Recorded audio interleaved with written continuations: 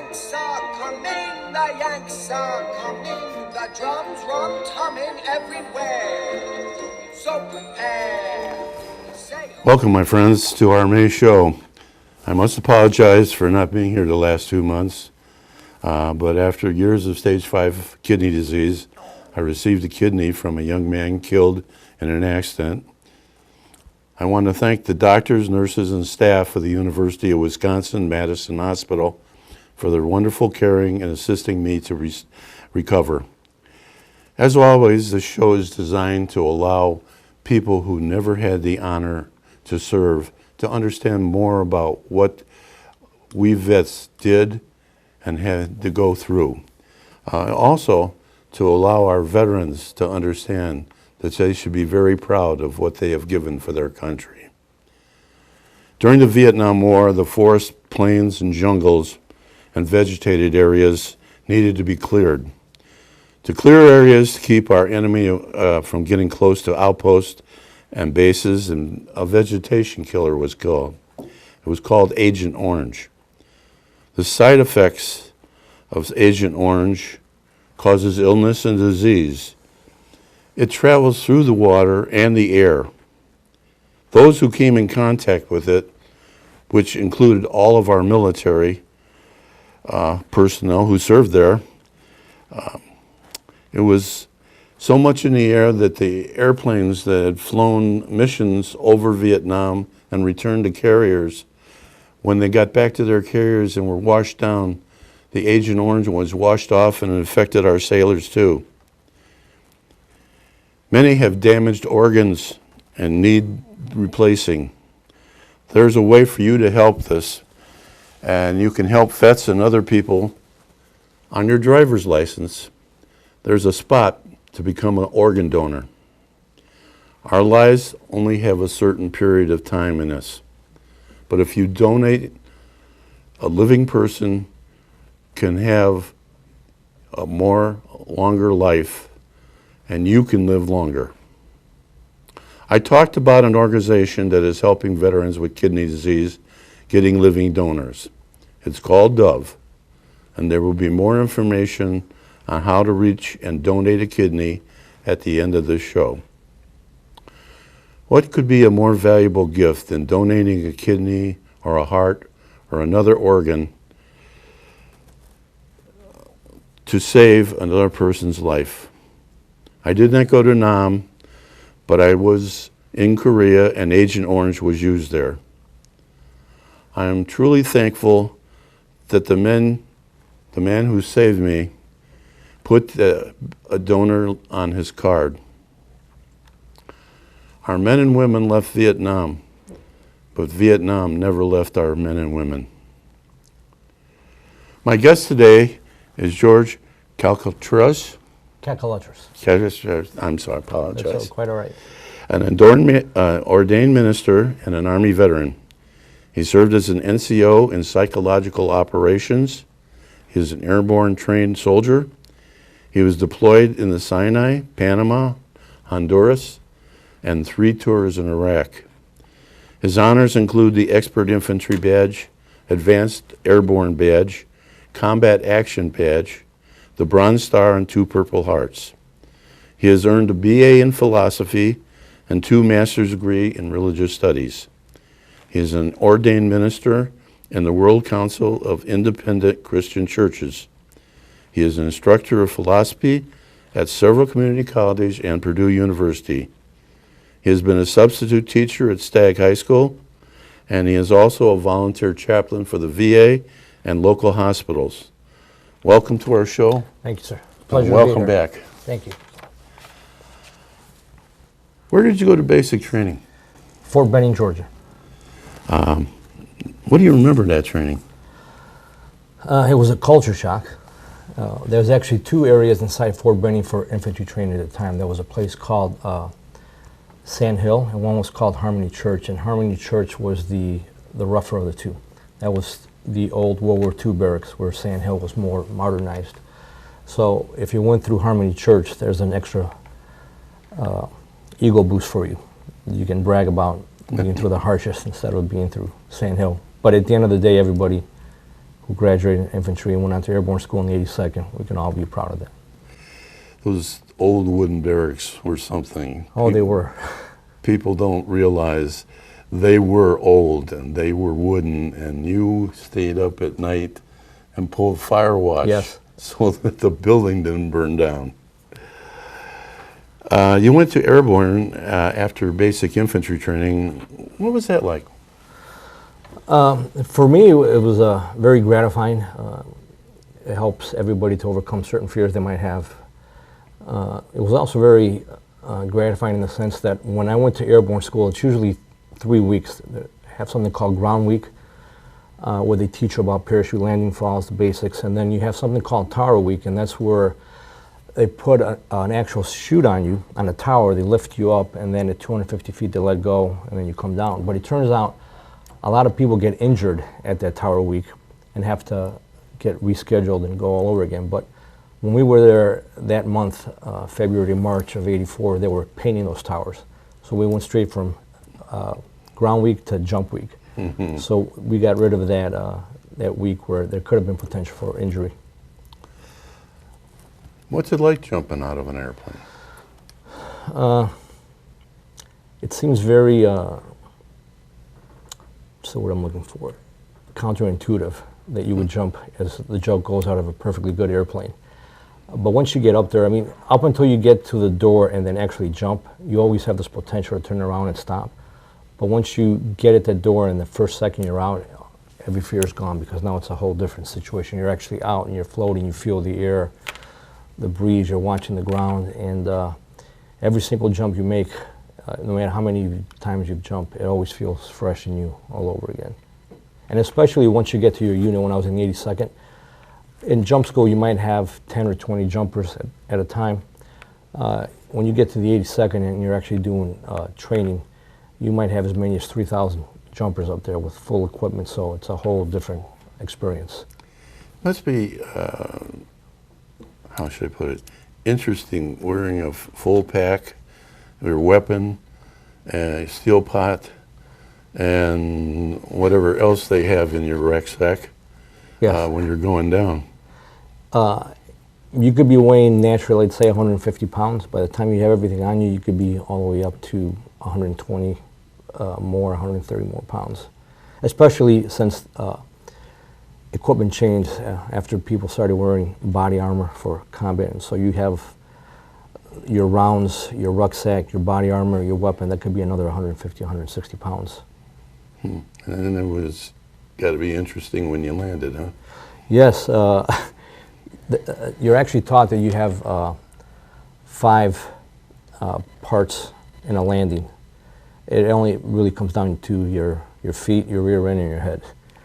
And you're just hoping that the winds weren't too high, you have a soft landing, maybe some sand or something.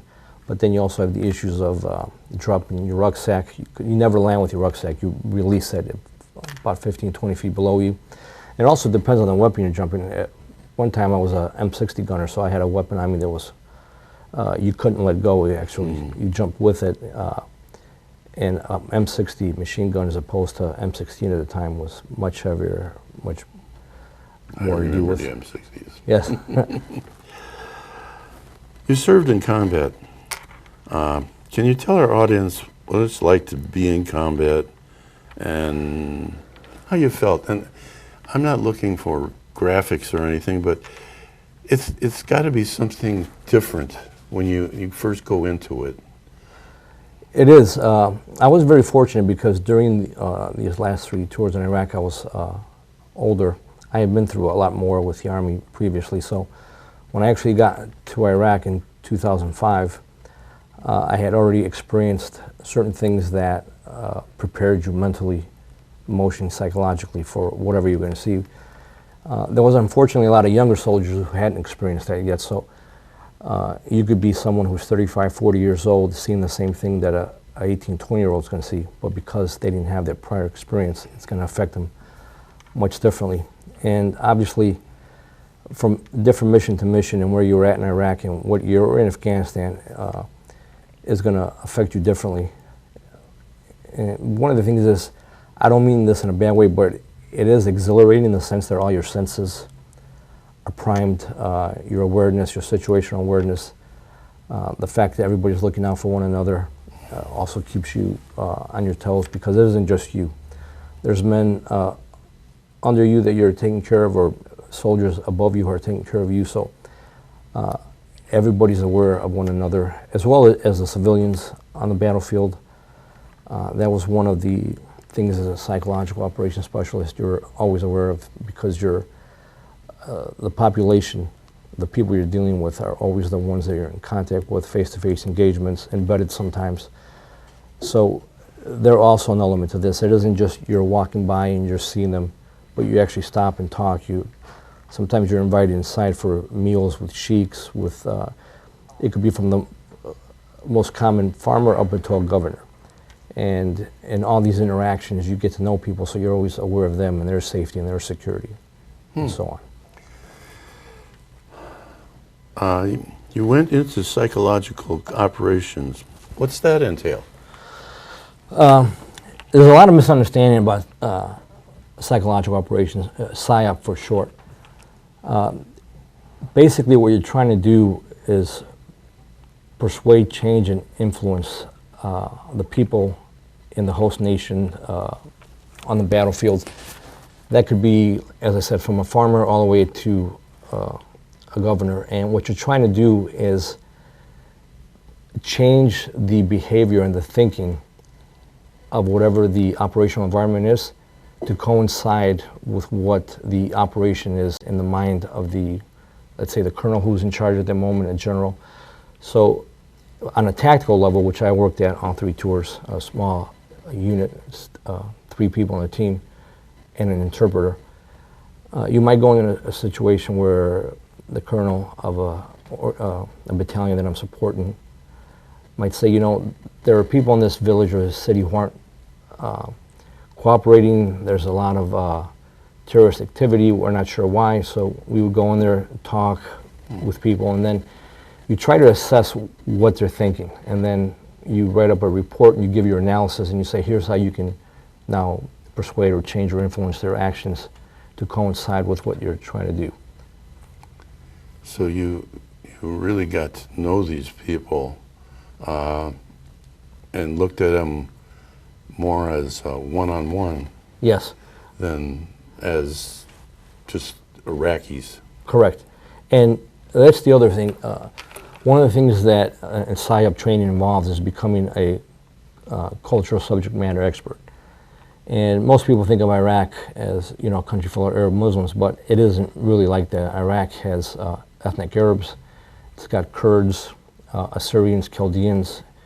You run the gamut from Muslims to Christians to Yazidis, which is a lesser known religion. So depending on what village we're at and what region, those variables change. So you have to be ready to deal with that kind of thinking from one village to the next, from, let's say, an Arab Muslim to a Kurdish Muslim to an Assyrian Christian. So basically,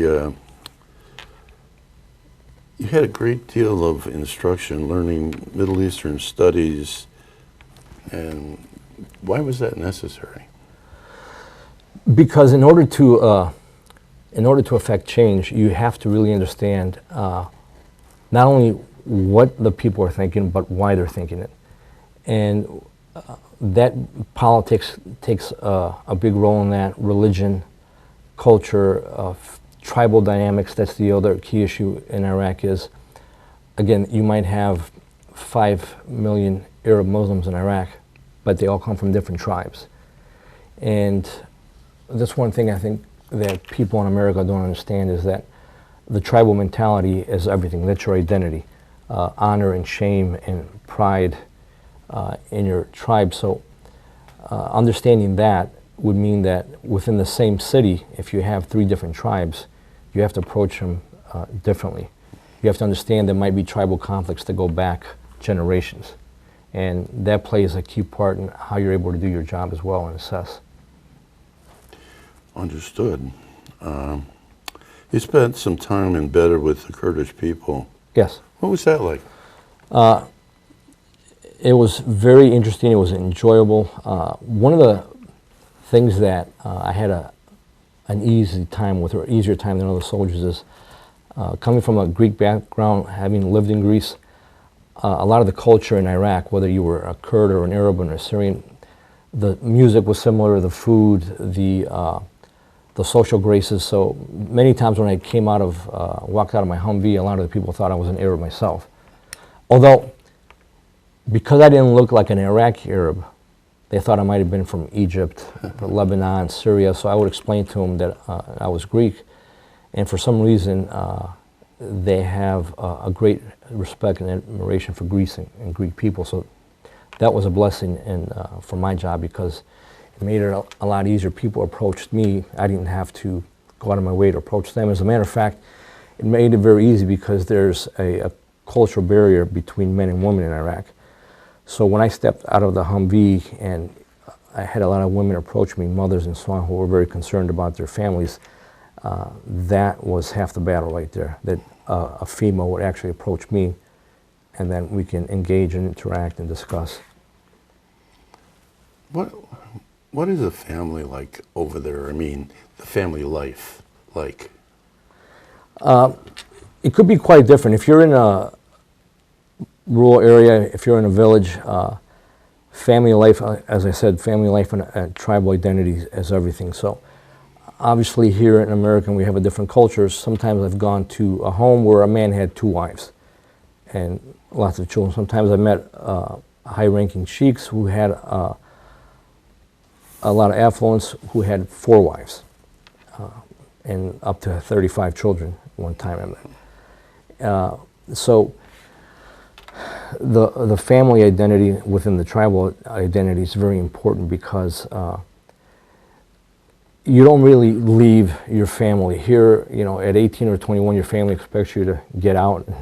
At least it used to be like that, and starting your own. But there, when a son got married, oftentimes they'll be in the same home, or they'll build a section on the patriarchal home. So when I went to this one sheik who had 4 wives, you can actually see each addition of the home where the husbands got married, had their wives there, and so on. So as long as the father is alive, he's the patriarch of the unit. Once he passes, then the oldest son takes over, and his responsibility is to the whole family. I think I thought you were a first sergeant, but were you? I was acting first sergeant for a company for a long time, because our first sergeant, How's it unfortunately, like being a go-between between the officers and the men? yeah, that's an interesting dynamic. Obviously, there's always this rivalry between non-commissioned officers and officers. And we joke about it all the time. But one of the good things in PSYOP is that we are smaller teams, so there's a lot of camaraderie. The officers I've worked with are very professional. They knew their lane. NCOs knew their lane. But in combat overseas, we hardly ever saw our officers because we were always out. But everybody understands their mission. They understand what has to be done. And we don't have, let's say, the same in between that infantry would have. Right. When I was in the infantry as an enlisted person, if I saw my captain, it meant something was wrong. You only dealt with the NCOs, but in PSYOP or even in civil affairs, you're always dealing with officers. So it's a little bit more laid back, more at ease situation. Well, I understand that, believe me. Why did you leave the military? The first time when I left the 82nd, my intention was to get out, go to college, and then come back as an officer. I got out, went to college, got my degree in bachelor's in philosophy. Then I had an opportunity to go on and get a master's in philosophy of religion. So I did, and then when I tried to come back, that was during the Clinton administration where they were downsizing. So at that point, I decided to start another master's and start teaching college. And then after 9/11, because the recruitments were going back up, I decided to go back. And then, obviously at that age now, I was not my early 20s anymore, but I found psychological operations to be a better fit with all my experiences at that time. And even though I might have been thinking these are all my decisions, I can see where God's hand was over everything. So when I entered psychological operations, I realized, wow, all my studies in philosophy and religion were so key to doing psychological operations, especially interacting face to face and so on. Since you did have that before you went in the second time, and when you went over to Iraq, how was it you dealt with the other religions over there? So having an understanding of what people believe and why they believe it helps you to better grasp as to what their actions might be, why they're doing certain things, why they're thinking about it. So with that in mind, when you approach someone, you already had a better understanding of what they might do or what they might say, and then you were able to use that knowledge to affect change.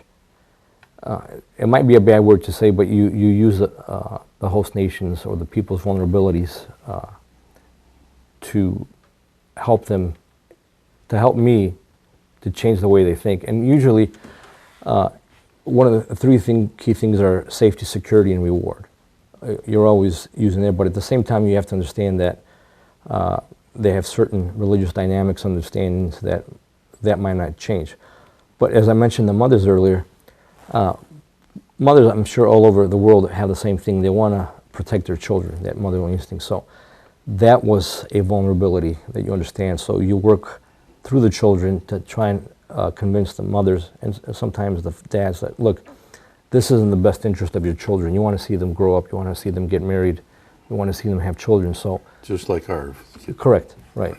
So in that way, once they trust you and once they understand you're really there to help, especially because they can see PSYOP members who know about them, and they don't just know facts, they have understanding of those facts and why those facts matter. So it was very easy to get them to understand, look, we're just trying to help you have opportunities that other Arabs or Muslims or Assyrians in other countries have.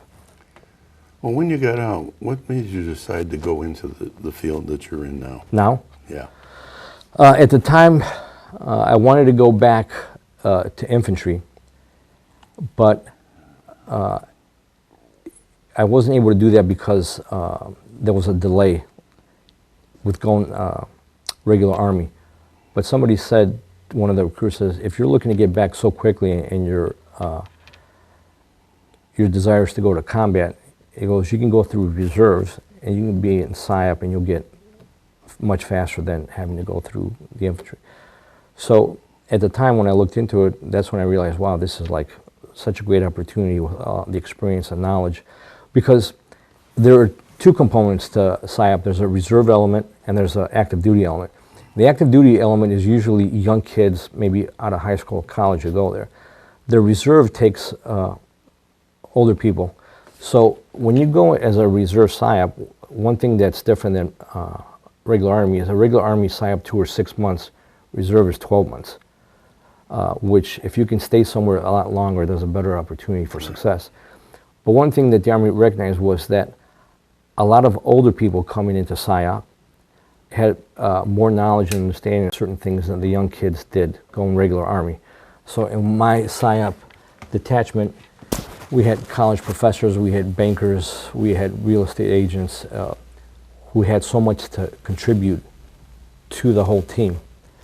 One of my sergeant major, who was my NCO leader, as a vice president of Bank of America, he actually went back to Iraq working for the State Department in banking to help set up the banking system in Iraq. We were there together. That was my third tour going back. So he was now a civilian for the State Department. I was back in Iraq as PSYOP. We were both on the same base. So that was an extraordinary time. You're also involved in teaching in your civilian path. How do you feel about that? I love teaching. One of the reasons why when I didn't go back to the Army under the Clinton administration, started teaching right away is because that was my ultimate goal after I got out of the Army. And I started teaching at that time in 1998 at Purdue University and Oakton College, philosophy and religious studies, which I wanted to, and that is such a fascinating subject to deal with because that's something that everybody lives out every day in their life, whether they realize it or not. Philosophical worldviews, whether they're religious or not, impacts everybody's understanding and their actions. So for me, it was a great thing to do because I was always interested in that since a young kid.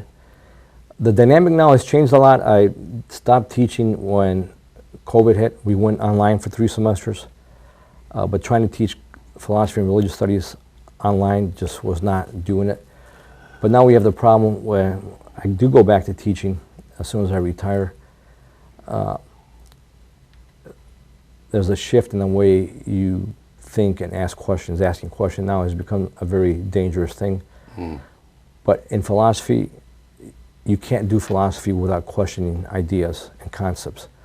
So I know some friends of mine are having a hard time who are still teaching philosophy because of this mentality, why are you questioning what I believe? And I think people don't understand there's a difference between saying, well, why are you doing that? That's wrong, as opposed to, let's look at the issue philosophically, understand the concept, and why these things are real or not real. Can we have a better understanding of stuff? And I think people have gotten to the point now where they feel like questioning or challenging their ideas is somehow bigoted or unnecessary. Sometimes we forget that this nation was built on people asking questions and talking about the different answers. Correct. Science is built on asking questions. I mean, the whole idea of how you learn is by asking questions and challenging ideas, popular ideas, let's say. Last question I always ask my guests is, how do you feel about being a vet? It's an honor. I'm very humbled to serve this country and its people. When I got out of the Army the first time, people was like, "You're a vet," but I was so young at the time that it really doesn't clue in. Plus, I was a vet in the sense that I was a veteran that I served and got out. Now, at this age, getting out and having been through combat and coming back, you see people's gratitude. Sometimes they don't know what to say or how to say thank you, but just the fact that they recognize and say thank you so much for your service is enough. There's no need for the extra step of, oh, let me get you a coffee or whatever. It's just the fact that they understand that you served, but it's a very proud accomplishment, and by accomplishment I don't mean my own. It's the accomplishment of being in the military and so many people who support you and you support others, and there's this camaraderie. Even if you meet a soldier from another country who have shared experiences, even just being in the military, there's that bond, that understanding that right away connects you. And being a veteran in America today, unlike unfortunately the past with, especially in Vietnam, where these men and women came back and that were not appreciated. Not only were they not appreciated, there was disrespect shown to them, and for something that we really had no control over. Back then, there were some volunteers, of course, most of them were drafted, so it was like, this is what you did for your country. And to come back and to be ridiculed and humiliated and to be called a baby killer was just terrible. To be told not to wear your uniform by your own country's Yes. military, I understand. And now obviously the military has changed a lot. Back then you had World War II, you had soldiers who were together for 2 years. They boarded a ship, crossed the Atlantic in 4 weeks. They had a chance to decompress. Vietnam, you were in Vietnam 1 day, 2 days later, you're in the United States, no chance to decompress. But now the military's done it right to have the opportunity to, you go through stages where you come back, they send you and your family to called yellow ribbon ceremonies to help everybody understand, now that your husband or wife or son is back, here's what you should expect, here's what you should understand. And they actually go through 3 yellow ribbon ceremonies. And I think that's been very helpful in maintaining families, cutting down the amount of divorces, suicide, and so on. Well, I want to thank you for being on my show, and I'd like you to accept this challenge coin and that pen. And thank you so much, sir. It's been an honor and a privilege to be here. Thank you so much. I'm privileged to deal with you too. Thank you. I thank you. As always, I'd like to read one of the letters we received from our troops that we've supported. Mr. Kruse, my name is Specialist Michael Wheeler. I apologize for writing you from my personal mail, but for some reason it's easier to access than my professional mail. I wanted to thank you once again for your support of sending care packages to myself and to the other members of my platoon during our deployment here in Iraq. I received your latest one the other day and loved the 16-inch softball that was included, being that I'm one of the 2 people here from Chicago. Our deployment is coming to an end, and I will be leaving our forward operating base in about a week or so. So I wanted you to know that the support was amazing while we have been here and cheered everyone up. I also apologize for not writing a personal letter now, but the mail has taken such a long time to get back home. This is a more effective way of communicating. Thank you again for the past year. It's truly appreciated knowing all the support we have back home. Your friend, Mike. Next Monday is a day very special to all of us vets and to all Americans. It's a day when we remember our friends and comrades who never came home. Many of us went into the service as young kids. We went because our country asked us to defend you. We felt invincible, and then many of us went to combat. Many paid the ultimate cost for our service. Those of us who did not give our lives lost friends and buddies. I have visited Arlington National Cemetery 3 times. Always something stirs in me to see all those tombstones of all those servicemen and women who only came back in a coffin is heart-wrenching. We have so much here in this great country, and we owe it to those who lie under those markers and the markers in other cemeteries all over this land and in foreign lands. To us, Memorial Day weekend isn't just a race, and it's not a time to have a barbecue. It's time to remember our real heroes of this country and pause and thank God for men and women such as them. Rest in peace, my fellow warriors. Thank you again for watching my show this month. I hope to see you again next month here on PHTV4.